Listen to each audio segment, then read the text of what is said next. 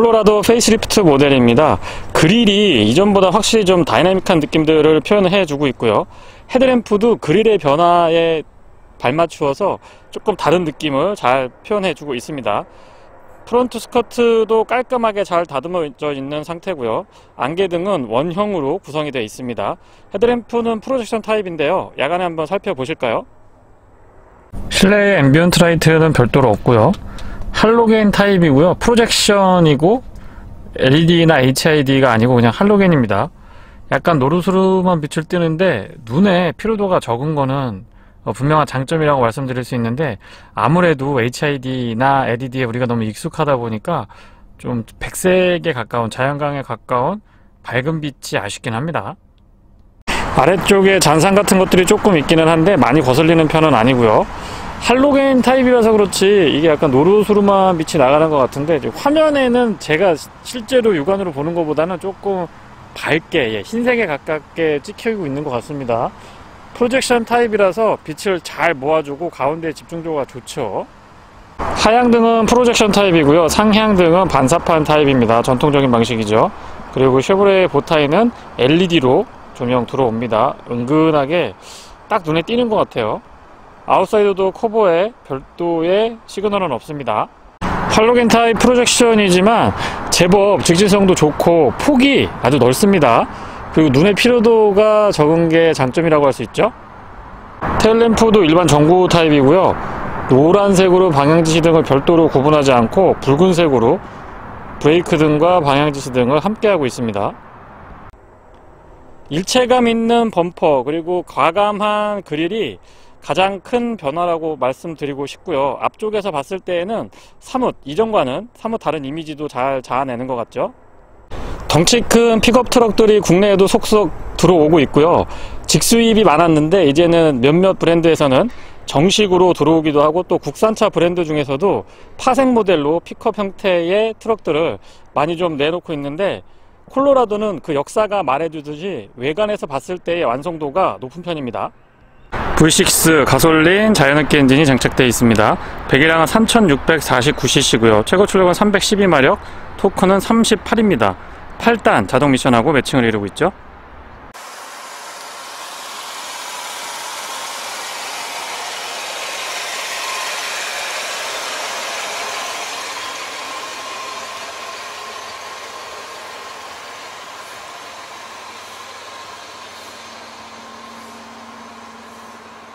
측면에서 보면 넉넉한 휠베이스 덕분에 본격적인 이 차의 크기가 가늠이 좀 됩니다.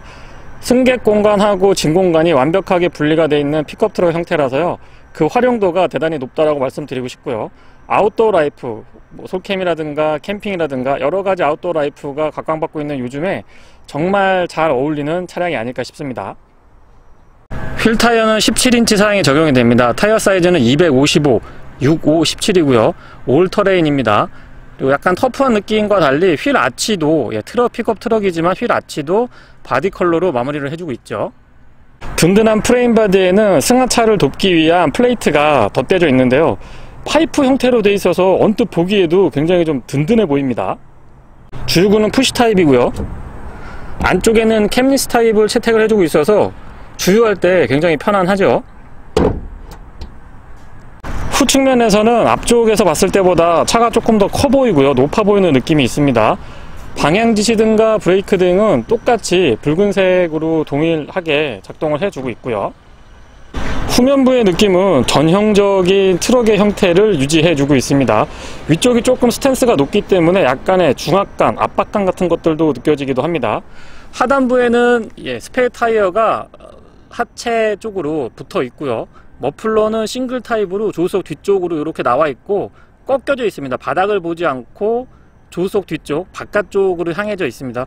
듀얼 머플러도 괜찮을 것 같은데 픽업 트럭 형태라서 그냥 싱글로 마무리를 해준 것 같죠.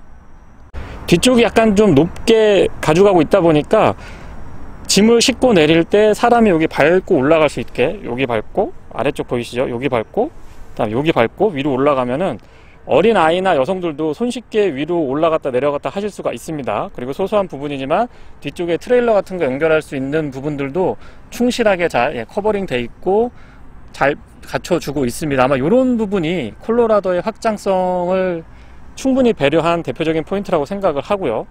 여기에는 V6 레터링도 있네요. 짐 공간도 굉장히 효율성이 좋고요. 여기 아래쪽 보시면은 후방 카메라 렌즈가 자리하고 있습니다. 바깥쪽 처리가 이 오염이나 흠집, 내구성 같은 것들에 굉장히 강하게 설계가 되어 있는 것 같아요. 만져보면은 재질이 굉장히 튼튼합니다. 떨어질 때도 부드럽게 내려오잖아요. 그래서 짐을 싣고 내릴 때 혹시라도 이 운전자가 다칠 수 있기 때문에 그런 부분도 철저하게 대응을 해 준 것 같고요. 뭐 워낙 오랫동안 픽업 트럭을 만든 회사이기 때문에 뭐 하나 소홀한 게 없는 것 같아요. 바닥도 오염이나 흠집에 굉장히 강한 형태로 준비가 되어 있습니다. 그래서 여기에 놓고 짐 같은 거 이렇게 끌고 다니셔도 오염이나 흠집 같은 거 그렇게 쉽게 나지 않고요. 굉장히 오랫동안 내구성 좋게, 그리고 어떤 거친 지형에서도 잘 버틸 수 있게끔 준비가 되어 있습니다. 뒤쪽에 짐 공간도 꽤나 크기가 있고, 아무래도 이 차를 출고하시는 분들은 나오셔가지고 뭐 여러가지 애프터 마켓에서 꾸며주시는 것 같습니다. 뭐 소프트 탑을 얹기도 하고 하드 탑을 얹기도 하고, 옆에 이 가이드 같은 것들도 조금 좀 스포티하게 덧대주시기도 하는데, 그런 확장성은 개인의 개성을 살리는데 저는 도움이 된다라고 보고요. 소소한 부분이지만 픽업 트럭에서는 이제 뒤쪽 이 창문이 굉장히 유용하다라고 합니다. 일단 열려야 되고요. 그리고 그 위에 보시면은 불이 들어오는데, 야간에 짐을 싣고 내릴 때 저 위에 불을 켜게 되면은 뒤쪽까지 충분히 밝혀져서 굉장히 실용적으로 활용하시기에 좋습니다. 유리로 되어 있는 부분이 열리고 그 위에 루프 쪽으로 저렇게 조명이 나와 있는데, 밤에 켜보니까 생각보다 굉장히 밝네요 이게. 그리고 그냥 할로겐 타입이고 위쪽에서 각도가 뭐 얼마나 비춰질까 했는데 어두운 곳에서는 상당합니다. 굉장히 하여튼 실용적으로 잘 만든 차인 것 같아요. 닫을 때도 생각보다 가볍게 닫힙니다. 그러니까 내려올 때는 묵직하게 무게감 있게 떨어져서 조금 안정감 있고요. 닫을 때는 또 그렇게 부담이 없어서 활용면에서, 이걸 짐을 싣고 내릴 때 그 활용면에서 굉장히 높은 점수를 주고 싶습니다. 실내를 살펴보도록 하겠습니다. 스마트 키는 덩치에 비해서는 조금 작은 듯 싶고요. 디자인은 나쁘지 않은데 너무 좀 가벼워서 약간의 무게감이 있었으면 합니다. 버튼 시동이면 좋겠는데 전통적인 키 방식을 사용하고 있죠. 그래도 아웃사이드도 핸들 딱 보시면 여기에 이렇게 하이그로시로, 블랙 하이그로시로 처리를 해줘서 조금 엣지 있다고 말씀을 좀 드려볼게요. 안쪽의 느낌은 쉐보레의 다른 차량들과 같은 디자인인데요. 조금 더 차분하고 어쩌면 좀 터프한 느낌도 전달이 됩니다. 뒷좌석은 등받이가 약간 서 있어서 글쎄요, 이따 뒤쪽에서 다시 한번 살펴볼 텐데 그렇게 편해 보이지는 않습니다, 언뜻 봤을 때. 하지만 앞좌석은 여느 SUV가 부럽지 않을 정도로 충분한 공간감, 그리고 안락한 시트까지 잘 갖춰주고 있네요. 도어 쪽부터 설명을 드려보면 가장 먼저 눈에 들어오는 건 웹포켓이 2단으로 돼 있죠. 그래서 여기에도 공간이 크게 하나로 가져가지 않고 여기 조금, 그 다음에 여기 앞쪽에는 페트병 같은 거 놓으실 수 있고요. 이 위쪽에 하나 더 마련을 해놔서 실용성 있게, 조금 더 실용적으로 사용할 수 있게끔 준비를 해주고 있습니다. 잘 보시면 재질이 막 고급스럽지는 않지만 그래도 좀 차별화되어 있는 재질들을 혼합시켜 놨기 때문에 보기에 좀 참한 느낌이 있습니다. 윈도우 컨트롤은 올 오토 타입을 기본으로 채택을 해주고 있고요. 이 측면에 보시면 그레인 같은 경우도 조금 세련된 패턴, 체크 패턴이 들어가 있는데 이런 부분도 좋습니다.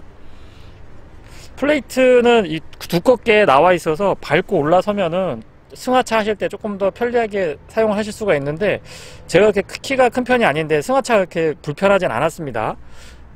그리고 우레탄 재질인가요? 이게 러버 고무 재질인데 굉장히 좀 내구성이 좋을 것 같아요. 오염에도 강하고 흠집도 거의 안 나서 이 매트는 픽업 트럭에 너무 잘 어울리는 것 같습니다. 페달은 일반형이 적용이 되어 있고 가속 페달이 조금 작은 듯 싶은데 사용할 때 불편함은 없었고요.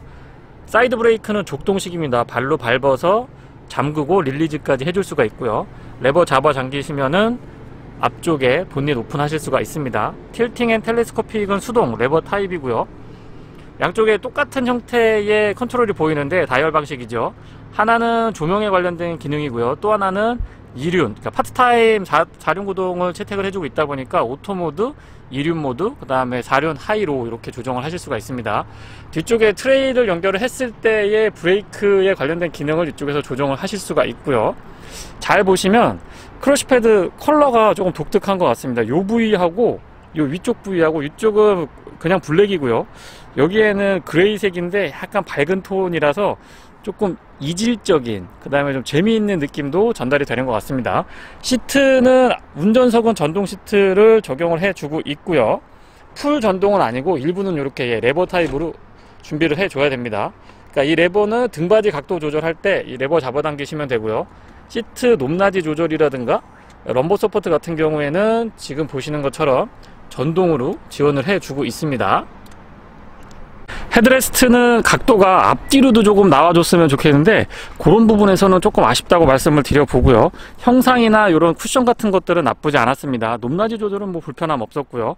시트는 등받이가 위쪽으로 갈수록 약간 좁아지는데 불편하진 않았고, 뒤쪽에서 봤을 때의 앞쪽 시야가 조금 좀 트여있는 듯한 느낌? 예, 그런 것들 전달됐고요. 안장 부분도 이 엉덩이 쪽이나 허벅지 쪽에 너무 그렇게 눌리는 듯한 느낌이 들지 않아서 장거리 운전에 편했습니다. 안쪽에 좀 들어가 볼게요. 네, 시동은 키 방식입니다. 키를 넣어서 돌리는 방식인데 정말 간만에 돌려봅니다. 3.6L 자연흡기 엔진은 초기 시동에 우렁찹니다. 근데 이내 아주 부드러운 엔진 회전 질감으로 바뀌면서 고급 세단 같은 느낌도 전달을 해주네요. 엔진에 있어서는 저는 만족감 굉장히 높게 점수를 주고 싶습니다. 클러스터는 2실린더 타입이고요. 가운데 위쪽으로 두 개 보시면 온도 게이지하고 연료 게이지도 역시 아날로그 방식입니다. 그리고 중앙에 정보 표시창이 있는데 넓게 자리 잡고 있고 다양한 정보들을 아주 효율적으로 보여주고 있어서 뭐 픽업 트럭이라고 해서 최신 IT 기술들에 조금 늦거나 뒤처질 필요는 없다라는 것도 확연하게 좀 보여줍니다. 사용하기 굉장히 편합니다.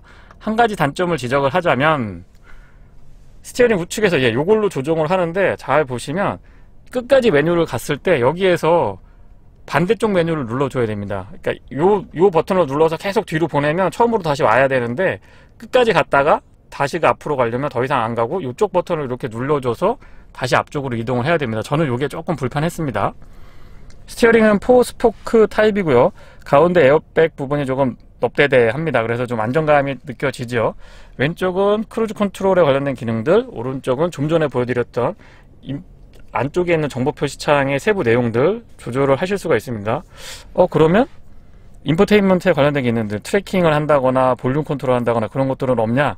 예, 그 기능은 스티어링 뒤쪽에 보이실까? 예, 여기서 플러스 마이너스가 있어서 좌우측에서 각각 볼륨 컨트롤하고 트래킹을 하실 수가 있습니다. 대시보드는 좀 전에 설명드렸던 것처럼 이 부분하고 컬러를 좀 달리 가져가고 있어서 약간 입체적인 느낌들도 있고요. 사운드 시스템은 보스고 센터 스피커도 있네요. AVN이 조금 작은 듯 싶지만 사용할 때 이렇게 불편하지 않았습니다. 추후에 모델이 나올 때에는 글쎄요, 와이드 타입의 고해상도도 한번 좀 기대를 해보고 있고요. 조작했을 때의 빠릿빠릿한 반응 좋았고, 안드로이드 오토, 애플 카플레이 모두 기본 지원을 해주고 있습니다. 제가 좋아하는 이 다이얼하고 푸시 타입 버튼이 아주 적절하게 배치가 되어 있고요. 큼직큼직해서 무엇보다 저는 사용하기 좀 편했던 것 같습니다. 공조장치도 포지션 같은 것들 전부 다 이렇게 버튼으로, 올 오토 타입이죠. 그리고 오토 모드로 해가지고 온도 조절했을 때 민감도도 좋은 편이었어서 이 공조장치의 사용에 있어서도 저는 만족감 좋은 점수 주고 싶습니다. 피아노 건반 타입으로 다양한 기능들 채택을 해주고 있는데요. 예를 들면 이 뒤쪽에 불 껐다 켰다 하는 부분들, 그리고 가운데에는 비상등 스위치. 이 피아노 건반 타입이 사용을 해보면 은근히 편합니다. 약간의 수납 공간이 있고, 시트 열선이 안장하고 등받이 동시에 3단 조절할 수 있고요. 그리고 등받이만 3단으로 이렇게 조절이 가능합니다. 왜 이렇게 구분을 해놨는지는 잘 모르겠는데 좀 독특하네요. 그 아래쪽으로는 수납 공간이 조금 있고요. SD카드 여기 삽입하실 수가 있고, USB 단자 2개, 그리고 aux 단자 준비되어 있습니다. 12V 파워 아울렛은 이렇게 커버링이 돼 있죠. 이 공간은 저는 처음에 스마트폰 무선 충전인 줄 알았는데 그냥 수납 공간입니다. 기어 노브는 좀 터프한 방식인데 아주 전통적인 이 형태, L자형 형태 유지하고 있고요. 스트로크가 좀 길죠. 이게 이렇게 움직였을 때 스트로크가 조금 긴 편인데 직결감이라고 할게요. 착착 물리는 이런 맛은 좋습니다. 후진 기어 넣었을 때 뒤쪽에 카메라인데요. 카메라 자체는 약간 어두운 것 같기는 한데 해상도가 그렇게 떨어지는 건 또 아니었어요. 그리고 소소한 부분이지만 수동 모드로 플러스 마이너스가 이 옆에 달려 있는데, 예전에 위에 있는 쉐보레 차량들보단 옆에 있는 게 훨씬 편하기는 한데, 글쎄요, 그냥 이렇게 양쪽으로 이 시프트 레버 자체가 움직일 수 있어서 거기서 플러스 마이너스를 해줬으면은 조금 더 사용하기 편리하지 않았을까 싶습니다. 컵홀더는 오픈 타입으로 2개고요. 이 뒤쪽에 스마트폰 무선 충전이 있기는 한데요, 저 같은 경우는 갤럭시 S9 플러스 모델을 쓰고 있는데 여기에 삽입이 안 됩니다. 이 폭이 좀 좁은 친구들만 되는 것 같아서 그런 부분도 살짝 좀 아쉽다고 말씀을 드려볼게요. 암레스트 자체는 높이가 굉장히 좀 있는 편이고 널쩍해서 팔 받칠 때 굉장히 편리하게 사용을 할 수 있었고요. 역시 대시보드에서 봤던 그 컬러, 회색으로 마무리를 해주고 있어서 그냥 블랙 원톤보다 조금 보기에 난 것 같아요. 이쁘죠, 색깔이. 안쪽에 공간은 깊이도 좋고요. 조명이 있었으면 좋겠는데 조명이 없어서 조금 아쉽기는 합니다. 그리고 이런 데는 별도로 커버 같은 것들도 꼼꼼하게 갖춰주고 있고, 조명이 없어서 아쉬운 것 빼고는 특별히 기능상으로나 사용할 때 부족함은 없었습니다. 이런 끝에 마무리 같은 것들도 신경 많이 썼죠. 조석 수납 공간은 이렇게 들어 올리는 방식이에요. 좀 가볍게 떨어지는 듯한데 안쪽에 공간은 딱 스탠다드한 것 같아요. 부족하지도 과하지도 않아서 이 정도면은 뭐 사용하시는 데는 크게 불편은 없겠습니다. 뒷좌석입니다. 윈도우 내려가는 거는 오토인데 올리는 거는 땡기고 계셔야 되고요. 그리고 유리는 요만큼 살짝 남습니다. 디자인은 앞쪽하고 같고 역시 2단으로 구성이 되어 있어서 사용하기에 굉장히 편리했습니다. 밟고 올라가시는데 편안하고요.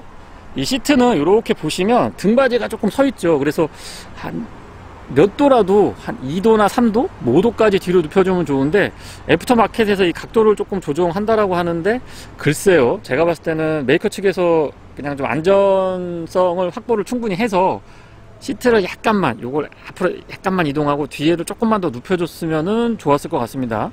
외구름 공간도 어느 정도 확보가 되어 있기 때문에 충분히 가능할 것 같고요. 공간 자체의 부족함은 크지 않았고 가운데도 턱이 그렇게 높은 편은 아니었습니다. 헤드룸 공간 여유가 있는 편인데 뒤쪽에 바로 격벽이 있다 보니까는 헤드룸 바로 뒤에 공간은 그렇게 또 여유가 있는 건 아니죠. 암레스트는 이렇게 잡아당기는 방식이고, 위쪽에 오픈 타입으로 컵홀더 2개 있는데 여기에 이제 고무 같은 걸로 이 병을 잡아줄 수 있게끔 되어 있는데 이게 굉장히 든든합니다. 그리고 큰 병이나 작은 병 이렇게 넣었을 때 흔들리지 않고 생각보다 잘 잡아주더라고요. 무릎 공간은 주먹 2개 정도 들어가고요. 저같이 뭐 키가 크지 않은 사람은 정말 편안하게 사용할 수 있을 것 같아요. 발 공간 여유 있는 편이고, USB 단자 2개, 그리고 12V 파워 아울렛 이렇게 준비가 되어 있습니다. 아래쪽에 에어벤트가 있었으면 좋겠는데 에어벤트는 없고 그냥 수납 공간만 마련이 되어 있네요. 뒤쪽에서 보면 시트 포지션이 앞쪽보다는 살짝 높고요. 또 앞좌석 시트 설명할 때 제가 언급을 드렸습니다만 등받이가 약간 좁아지는 형태이기 때문에 뒤에서 보면은 시야가 나쁘지 않은 편입니다. 운전자 중심으로 이렇게 꺾여 있진 않고요. 좌우 대칭형이고 심플하면서도 조금 터프한 느낌이 전해지는 그런 디자인이죠. 콜로라도 페이스리프트 모델을 시승하고 있습니다. 리얼 뉴 콜로라도라고 하는 공식 명칭을 가지고 있기도 하죠. 일단 엔진은 자연흡기 V6 엔진 3.6L 엔진이 장착이 되어 있는데 회전 질감이 굉장히 부드럽습니다. 이 차가 픽업 트럭이라서 조금은 거친 느낌을 기대하게 되는데 의외로 부드럽다라는 느낌을 계속 받습니다. 그 이유가 뭔가 가만히 생각을 해보니까 엔진이 이 정도 엔진이면은 고급 세단, 플래그십의 고급 세단이나 아니면 고급 SUV에 들어가는 엔진을 트럭 형태를 취하고 있는 차량에 접목을 시켜주다 보니까 미국에서는 일반적인 셋업이라고 할 수도 있지만 국내에서는 글쎄요, 트럭이나 픽업이라고 하면 보통 디젤 엔진을 생각을 많이 하게 되는데 이렇게 부드러운 회전 질감을 갖추고 있는 엔진, 그리고 전 영역대에서 토크도 고르게 분배가 되어 있는 편이라서 운전할 때 어떤 힘의 여유 같은 것들도 많이 느껴집니다. 그래서 이런 세팅은 보통 좀 고급 SUV나 고급 차량들에서 많이 접하게 되는데 그런 부분에서 약간의 이질감 같은 부분도 느껴집니다. 파워트레인은 312마력의 토크가 38 정도로 기록을 하고 있습니다. 8단 자동 미션하고 매칭을 이루고 있는데 워낙에 토크밴드도 좀 넉넉한 편이고 힘의 여유가 있는 편이다 보니까 운전할 때 이 스트레스가 적은 것도 분명한 장점으로 다가옵니다. 공인연비는 8km대 초반으로 알고 있는데 실제 운행을 해보면은 평균 연비는 약 7.5에서 8.1 정도, 8.2? 7에서 8 정도 보시면 되고요. 도심 주행에서도 6km대 후반은 그렇게 많이 확인하지 않았던 것 같아요. 그리고 최고 연비는 12.8까지는 확인할 수가 있었습니다. 물론 이제 80에서 100 정도 크루징을 걸고 좀 탄력적으로 운행을 했을 때 짧은 구간에서는 13에서 14km까지도 확인을 했는데 12km 정도, 12km 중반대 정도를 보시면 실제 연비에 가장 가깝지 않을까 싶고요. 스티어링은 R타입 EPS가 적용이 되어 있어서 속도 감응식이죠. 보타 같은 것들도 그렇게 많이 거슬리지도 않고 또 조향의 안정감, 부드러운 성능 같은 것들하고 아주 잘 매칭을 이루고 있습니다. 파워트레인도 부드럽고 스티어링도 굉장히 부드러워요. 그런데 그러면서도 좀 꽉 조여진 느낌이 들어서 안정감으로 이어집니다. 터널 안에 들어와서 소음하고 진동 부분도 한번 체크를 해보면 의외로 조용합니다. 아마 엔진이 워낙 조용하기 때문에 그게 가장 결정적이지 않나 싶은 생각도 들지만 픽업 트럭인데 나름 또 MVH에 대한 대책이 조금 괜찮은 편에 속합니다. A필러도 안쪽에서 보시면 두툼하고 이 방음 처리 같은 것들도 뜯어보면은 꼼꼼하게 신경 쓴 차량이라는 걸 알 수가 있죠. 글라스는 그냥 일반형이 들어가 있는데도 불구하고 풍절음이라든가 공명음 같은 것들이 크게 거슬리지도 않았습니다. 바닥에서 노면 소음도 사실 올터레인 타이어가 들어가 있기 때문에 조금 소리가 날 법도 한데 노면 소음도 잘 걸러주는 편이고요. 3m 20이 넘는 휠베이스 덕분에 고속도로에서 항속을 했을 때의 안정감이 의외로 좋은 편입니다. 잔 진동 같은 것들이나 노면을 좀 그대로 전달을 해주는 그런 측면도 있어서 약간 경우에 따라서는 좀 튀지 않느냐라는 느낌도 받는데 그게 불편하거나 불안한 이런 막 그 하드한 느낌, 통통통통 거리는 그런 느낌은 아니고 꽉 조여진 듯한 느낌이라고 좀 전달을 드려볼게요. 앞쪽에는 독립 코일 오버라고 하는 형태의 서스펜션, 뒤쪽에는 솔리드 엑셀입니다. 전형적으로 트럭이나 이 픽업 형태의 차량들에서 많이 쓰여지는 그런 셋업인데 쉐보레 콜로라도는 워낙 오랫동안 픽업을 만들었던 회사고 또 노하우가 충분히 축적이 되어 있기 때문에 이런 구조를 갖추고 있으면서도 도심 주행이라든가 고속도로에서 주행을 해보면 또 약간 나긋나긋한 느낌도 들어서 아마 국내 소비자분들이 많이 찾는 차가 아닌가 싶고요. 국내 판매고도 나쁘지 않은 편인데 꾸준하게 인기를 끌고 있는 이유 중에 하나는 저는 이 저렴한 세금, 이게 승용이 아니고 승합이나 화물로 분류가 되기 때문에 연간 세금이 3만 원이 안 되죠. 거기에서 오는 경제적인 메리트?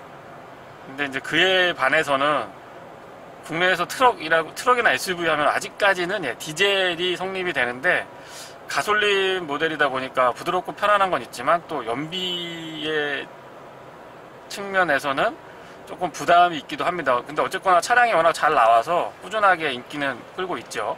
사운드 시스템은 보스고요. 옵션, 트림마다 조금 다르기는 한데 옵션이고요. 스피커가 7개고 앰프까지 추가가 돼 있죠. 한번 들어보면요.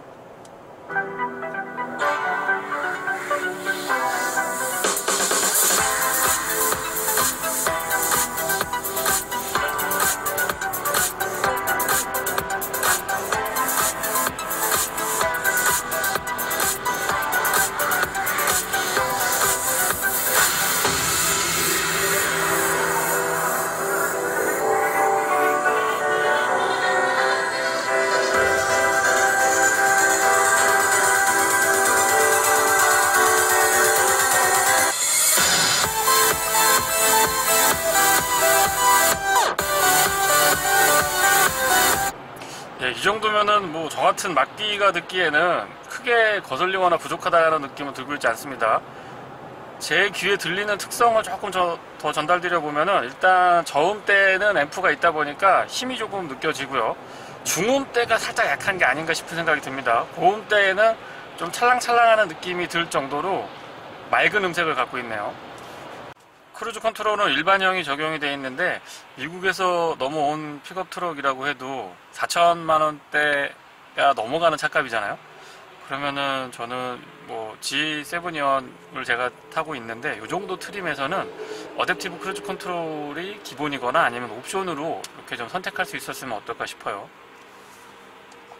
오프로드를 체험해 보고 있습니다. 이 셰시도 단단하고 서스펜션도 텐션이 좋은 편이기 때문에 지면이 안 좋은 구간에서 약간 튀는 듯한 느낌이 들었는데 오프로드에 오니까 이게 또 약간 유연하게 대응을 잘 해주는 것 같아요. 그리고 파타임 4륜구동이라서 험로 주행에서 4H, 4로우를 제가 원하는 대로 세팅을 할 수 있어서 그런 부분들도 좀 재미가 있고요. 시승 차량이다 보니까 뭐 완전히 임도를 가서 좀 하드코어한 오프로드는 제가 부담이고, 지금 요 정도는 살짝 개울 같은 것도 있거든요. 도광까지는 아니지만 어쨌든 물도 이렇게 건너보고 하게 되면 조금 재미가 있습니다.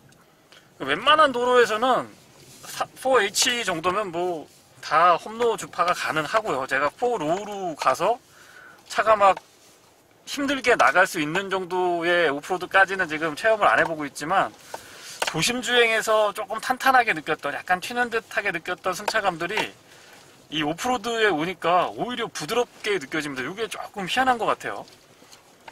굉장히 노면이 안 좋거든요. 자갈도 많고 이 지금 진동이 화면으로 전달이 될 것 같은데, 다른 오프로드 전용 차량들에 비교를 해보면은 확실하게 시트가 편하거든요, 이 차가.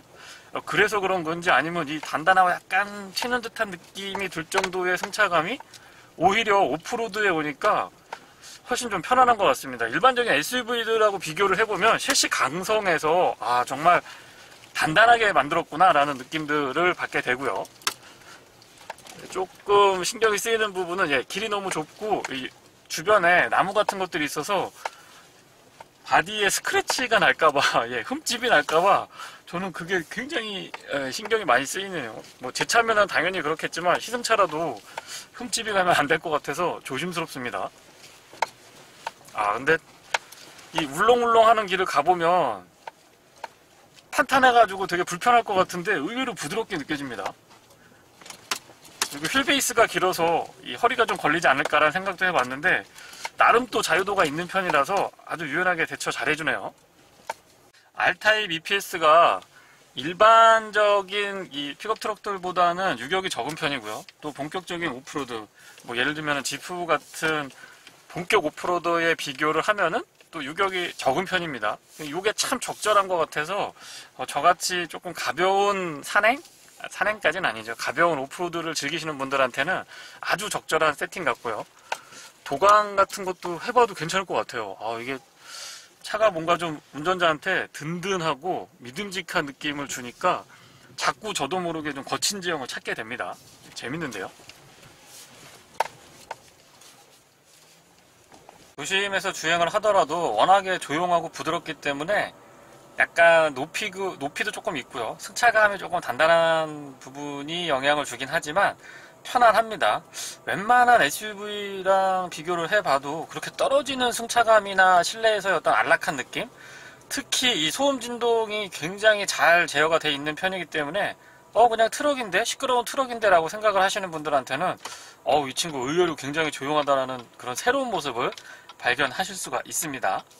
공인연비가 8.1km로 제가 기억을 하고 있는데, 도심 주행에서 최저 연비는 7.1까지 나왔습니다. 제가 좀 운전을 살살 하는 것도 있지만 생각보다는 연비가 나쁘지 않아서 그 점도 분명한 저는 장점이라고 말씀을 드리고요.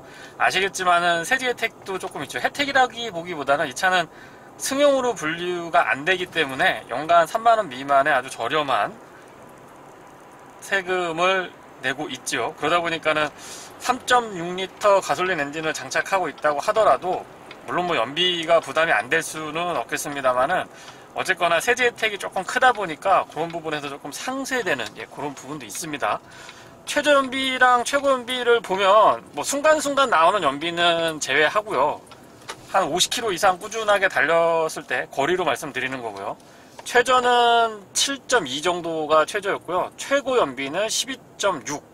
이 정도가 최고 연비였습니다. 자연흡기 엔진의 이 마일드한 엔진 회전 질감은 도심 주행에서 운행을 하더라도 이 소음이나 진동, 특히나 이 주정차나 가다서다를 반복할 때 엔진에서 전해지는 이 잔진동 같은 것들은 웬만한 세단? 중대형급 세단의 느낌이 납니다. 물론 뭐 가솔린 엔진이고 V6 3.0L 이 자연흡기 엔진이 굉장히 마일드한 편이거든요.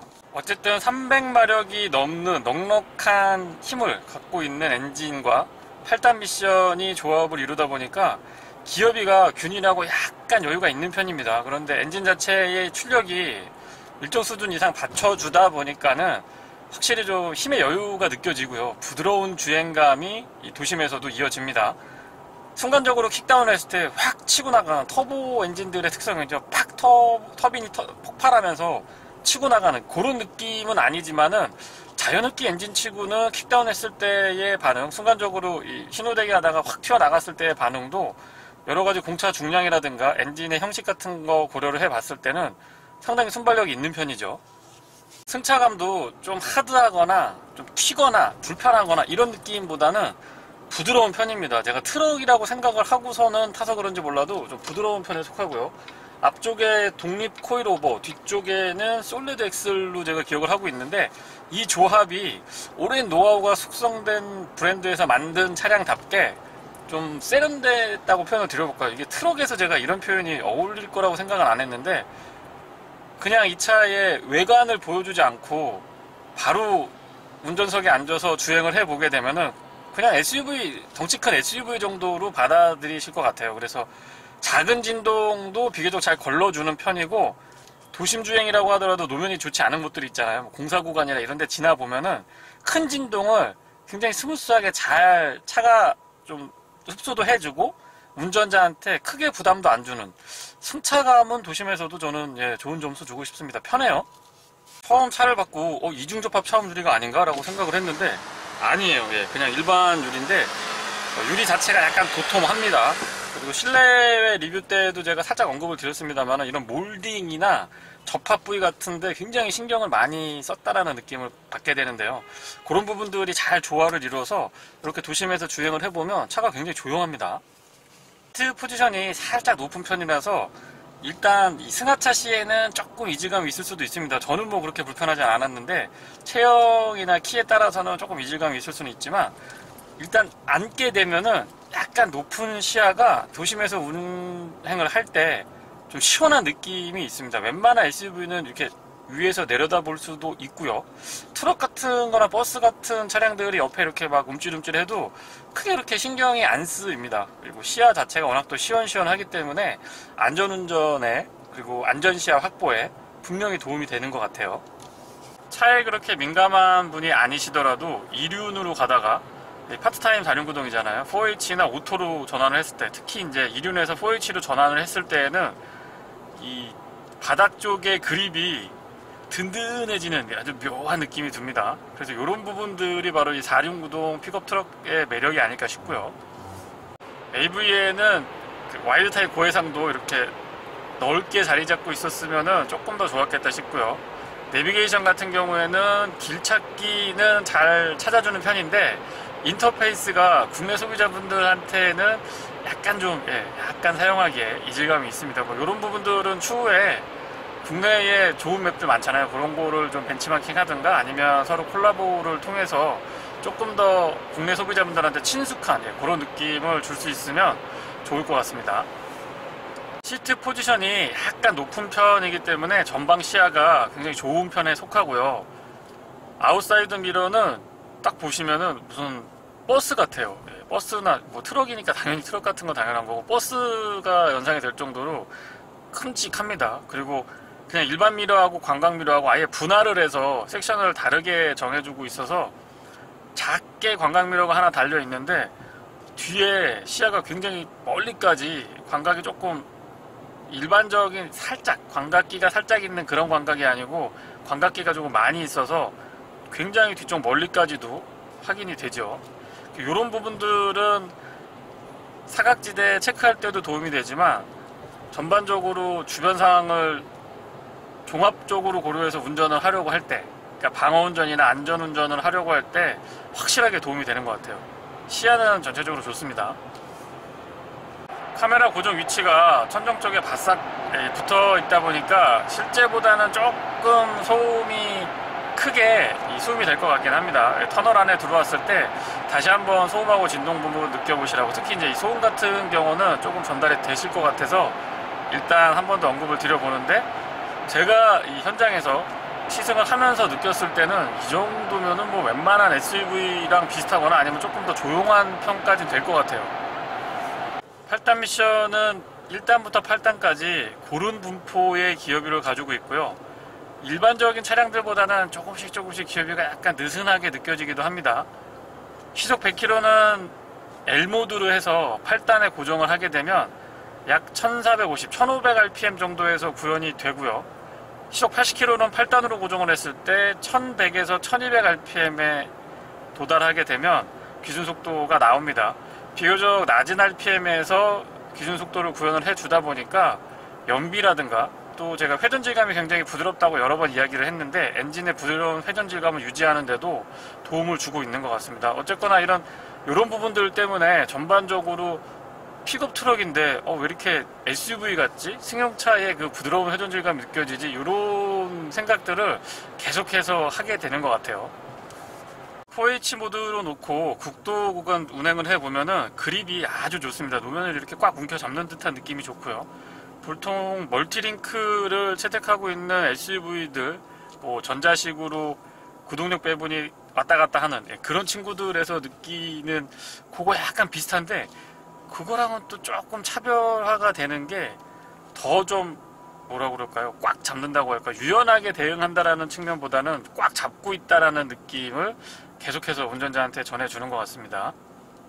브레이크 반응은 극초반에 약간 부드럽습니다. 좀 헐렁한 느낌까지는 아닌데 약간 부드럽고 담력 자체는 굉장히 강하면서 꾸준한 편이고 극초반에 약간 부드러움이 있습니다. 주변 밸브를 사용하고 있어서 평상시에는 6기통, 그리고 연비나 힘을 조금 비축을 하려고 할 때 그렇게 많은 힘이 필요로 하지 않을 때는 4기통으로 운행을 할 수가 있습니다. 그래서 V6 됐다가 V4 됐다가 이렇게 전환이 되는데, 문제는 4기통만 움직이는 거를 제가 많이 못 봤어요. 거의 V6고 한 70에서 80 정도 약간 내리막이거나 아니면 조금 탄력받아서 악셀에 힘이 많이 안 들어갔을 때 일부 구간에서 V4를 확인할 수 있었는데요. 이런 부분들은 조금 더 조건을 완화시켜서 다양한 환경에서 4기통으로만 움직일 수 있게 해주고, 또 그럼으로써 연비도 지금보다는 한 5% 정도? 5%나 10%까지는 좀 어려울 거고 5% 정도까지만 좀 좋아졌으면 어떨까 싶어요. 네, 이상 준유TV에서 전해드렸습니다. 고맙습니다.